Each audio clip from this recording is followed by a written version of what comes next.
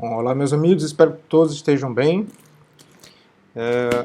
Esta semana, dando continuidade ao nosso trabalho, vamos fazer uma breve análise da obra Aristides de Atenas, obra contida no segundo volume da patrística Padres Apologistas. Eu me chamo Davi Saboia Brito e você está no canal Nossa Filosofia Bárbara.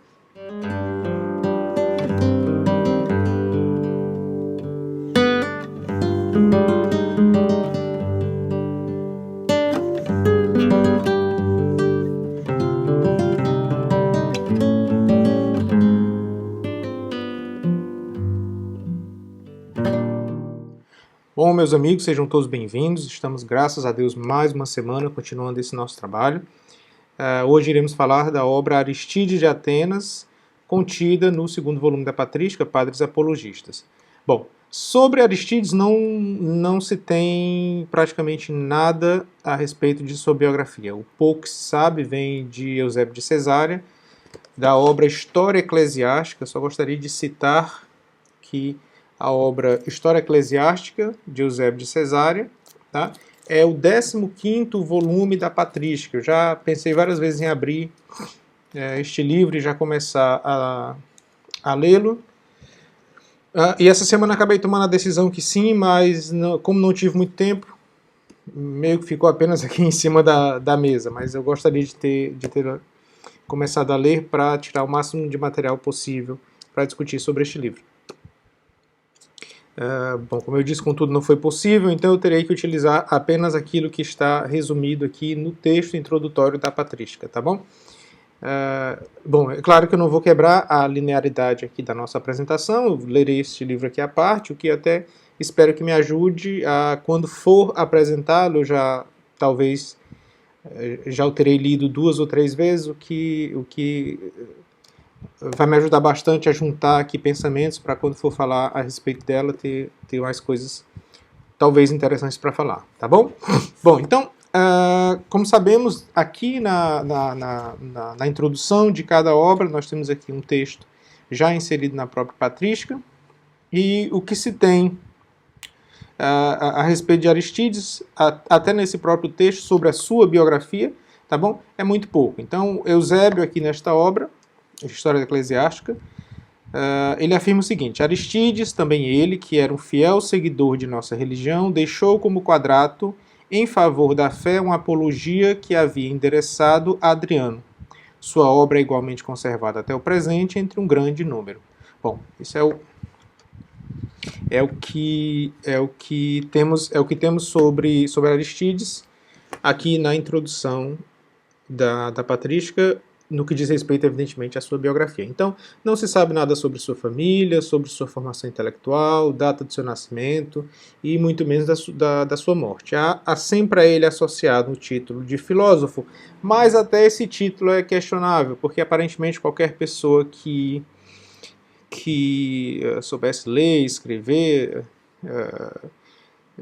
a essas pessoas tinha-se o costume, especialmente em Atenas, de se referir como filósofo. Então, até esse título não se pode dar muito crédito, tá bom? Bom, então, principalmente que sobre a qualidade da escrita, aqui estou na página 33, ainda na introdução da patrística, nós temos o seguinte: segundo B. Altener, Aristides não tem conhecimento filosófico fundado em textos originais, mas a partir de leituras de manuais de filosofia popular.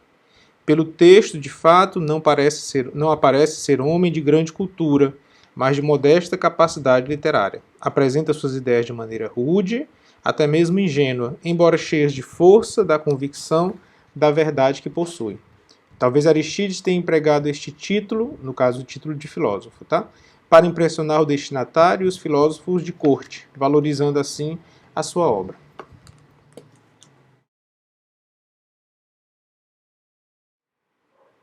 Bom, o motivo da carta parece ter sido uma perseguição local aos cristãos, não se sabe ao certo se uma perseguição física ou se apenas um ataque à filosofia cristã.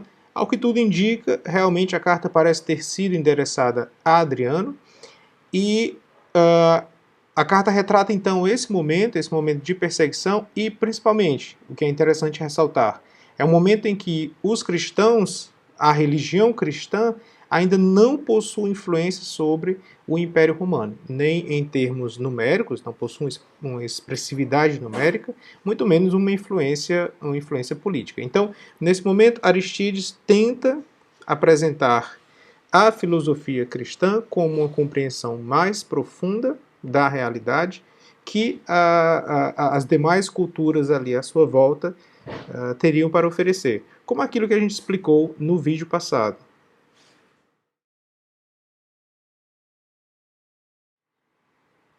Bom, com relação à obra, é um tratado...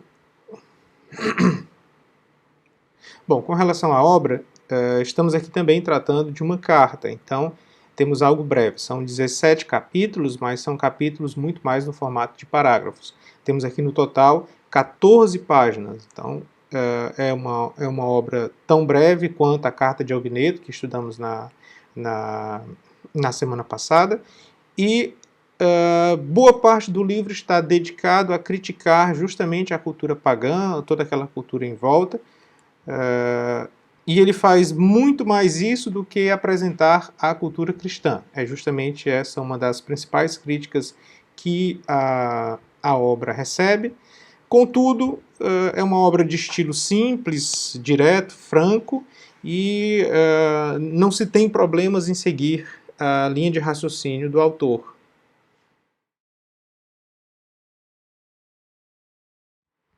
Bom, podemos agora analisar a obra em si. Como eu falei há pouco, são apenas 14 capítulos, então é um material que podemos brevemente passar os olhos e fazer uma discussão, né?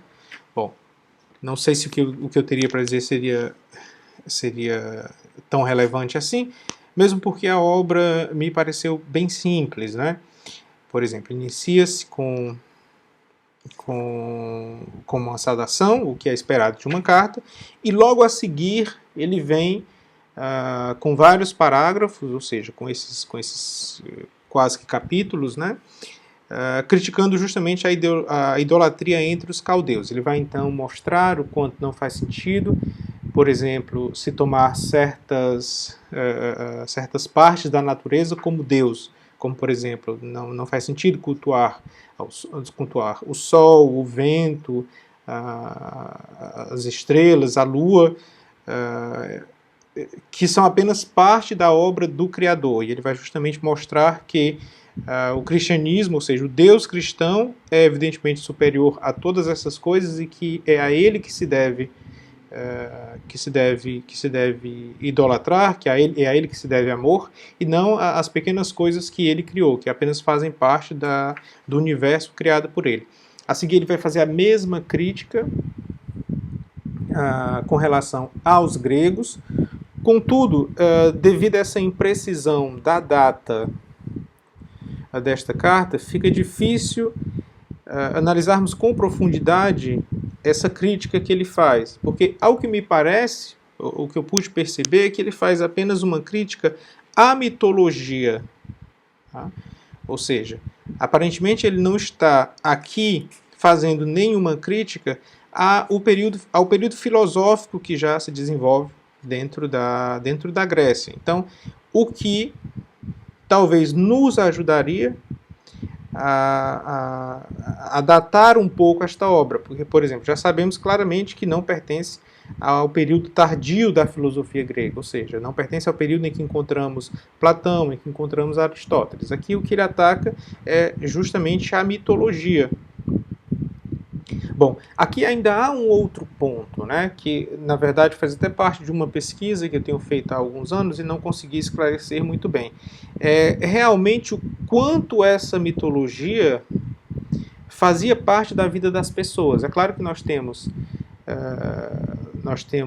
resquícios arqueológicos de templos, de estatuetas, mas pelo menos eu não consigo entender até então a abrangência disso realmente na vida das pessoas, em especial das pessoas comuns, né? Apesar de que haviam as grandes festas gregas em homenagem a certos deuses e todos estavam lá, Mas, bom, enfim, aquele clima de comemoração, de festa. Então, eu realmente não consigo entender a abrangência disso, né, no que diz respeito a se ter culto por esses deuses, né? É claro que quando nós vemos isso nos filmes, eles sempre aparecem no sentido de que realmente tinha um sentido religioso como as religiões possuem hoje. Mas até então não sei se realmente era dessa forma. Contudo, ele faz esse ataque aqui, o ataque evidentemente parece vindo de crenças populares, ou seja, ele está justamente mostrando muito mais atacando essa cultura que parece ser uma cultura popular e em geral é isso. O que ele ataca são essas partes bem simples e bem cômicas até da mitologia. Mas é realmente muito curioso como ele consegue esse tom de comicidade, essa crítica que ele faz a essa cultura já naquele período, né? Isso realmente é bem interessante. Como, por exemplo, destaquei aqui algumas partes que eu gostaria de ler para vocês. Justamente com isso, introduzem certo Hefesto como Deus, e este coxo, e empunhando martelo e tenazes, trabalhando como ferreiro para ganhar a vida. Será que ele é necessitado? É uma coisa inadmissível Deus ser coxo e ter necessidade dos homens, né? Então, observe o tipo de clareza que ele apresenta para a gente aqui. Depois introduzem como Deus Hermes, que é cobiçoso, ladrão, avarento, feiticeiro, corcunda e intérprete de discursos. Não podemos conceber que Deus seja tais coisas. Então, é realmente curioso como o cristianismo já se apresenta com esta clareza, né? E realmente, tendo essa filosofia em mãos, fica fácil perceber, evidentemente, esse tipo de falhas que a cultura grega apresentava, e é justamente por ser fácil de ver isso que eu falei o que disse há pouco, né? É justamente de como realmente a população via essas coisas, né? Via esses defeitos dos deuses, essas falhas dos deuses, esse deus coxo, esse deus corcunda, né?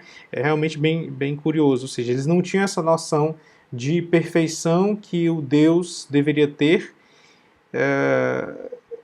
do poder que Deus deveria ter, que é claro que o Deus com o poder de criar coisas, ele poderia muito bem deixar de ser corcunda, né?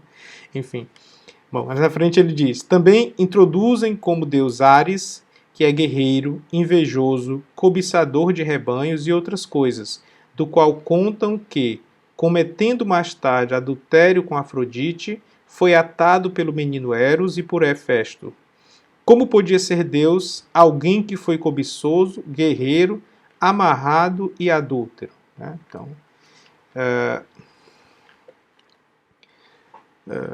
bom, cabe aqui o que eu acabei de falar, né? Também introduzem como Deus Dionísio, é o mais interessante, né?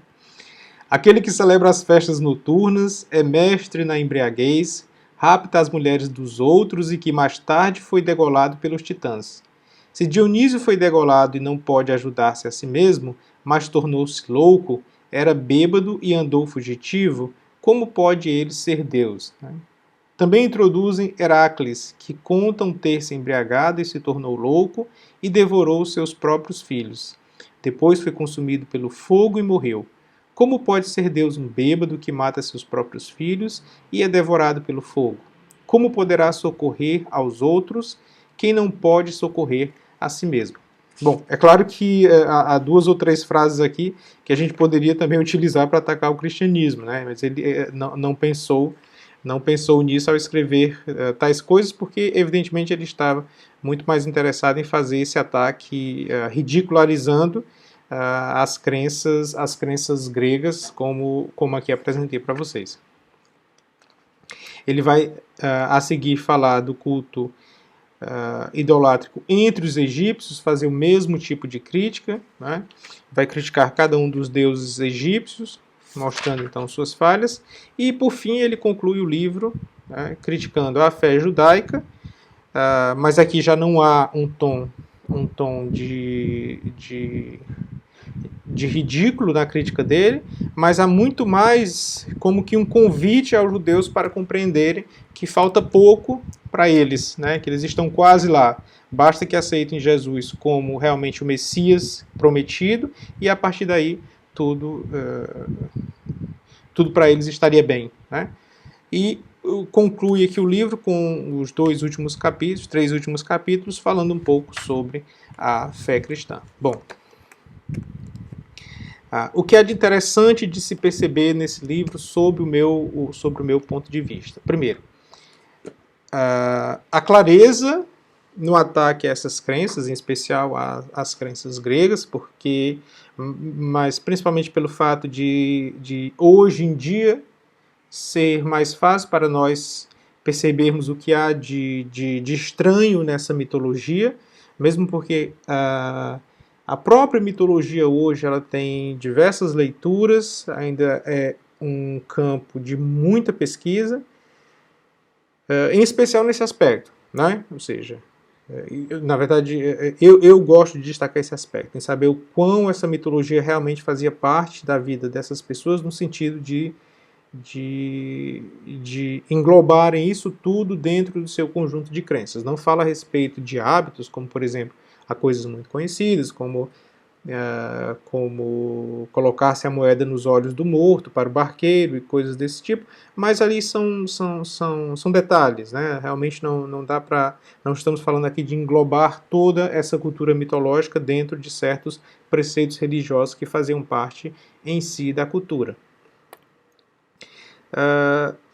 Contudo, o livro mostra uma sóbria contestação de tudo isso, e realmente é muito interessante ver um livro que nos princípios do cristianismo já tem essa clareza em reconhecer aquilo que não que não são os verdadeiros deuses, coisas que é duro dizer, mas que nos dias de hoje às vezes está um pouco perdido. Então, ele é um livro muito recomendável, principalmente por isso, tá? Por trazer de volta, por colocar novamente sobre a mesa um texto que com clareza mostra o caminho que é o caminho que faz mais sentido. Principalmente nesse mundo de hoje, onde há tanta bagunça nesse aspecto, onde todos os dias surgem novos ídolos, né? Aqui falo no sentido nietzschiano, mas que podemos até esticar um pouco para esse sentido mesmo, uma vez que muitos desses ídolos são idolatrados como verdadeiros deuses. Então é muito curioso ver um texto desse período que traz esse ensinamento, tá, por assim dizer, com tanta clareza, né?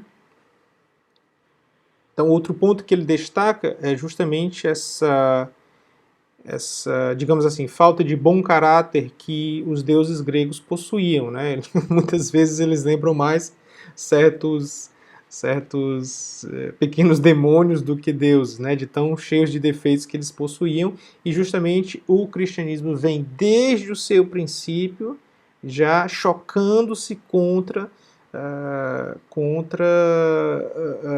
todas essas falhas que dentro do mundo da mitologia grega não pareciam ser tão recriminadas, uma vez que o que aparece é muito mais como tal indivíduo é Deus, ele tem o direito de tomar quem quer que seja para si, e cometer adultério, parricídio, fraticídio e por aí vai, uma vez que ele tem todo o poder em mãos, e a moral dele é a moral do poder. É justamente aquilo que vem depois retomar em sua obra o próprio Nietzsche, né? Então o ponto principal do livro é esse, né? É justamente fazer essas críticas às mais diversas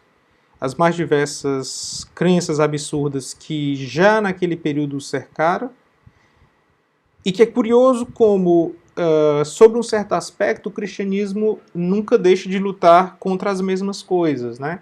Observe que aqui em diversos momentos ele faz críticas a culturas que tinham como seus deuses ovelhas, cabras, cebolas, plantas as mais diversas, né? E esse mesmo tipo de coisa, ainda hoje, é um campo de batalha aberto para o cristianismo. Não cansamos de ver isso se repetindo a todo momento. E repito, o poder desse texto é isso, né? É mostrar, até nesse aspecto também, né? Mostrar, a clareza como o cristianismo, desde o começo, viu a falha nesse tipo de crença, né? E 2, mostrar como esses inimigos não deixam de ser os mesmos, né? Ou seja, como há uma continuidade nessa mesma luta, ou seja, esses inimigos não, é como se os inimigos não tivessem sido trocados ao longo do tempo, há essa continuidade, né, nesse choque do cristianismo contra essas culturas que muitas vezes são nos mostradas como culturas superiores, mas que nada passam de repetições de culturas muito mais primitivas do que boa parte das pessoas que as defendem gostariam de assumir, né? Bom, recomendo o livro sim, tá bom? Uma leitura simples, leitura direta, e creio que se vocês conseguirem ler tal obra sobre essa ótica que eu apontei, provavelmente conseguirão tirar bom proveito do livro, tá bom? Bom, muito obrigado a todos que acompanham o canal, estamos cada vez mais contentes com esse trabalho, continuo sempre ansioso pela chegada da sexta-feira.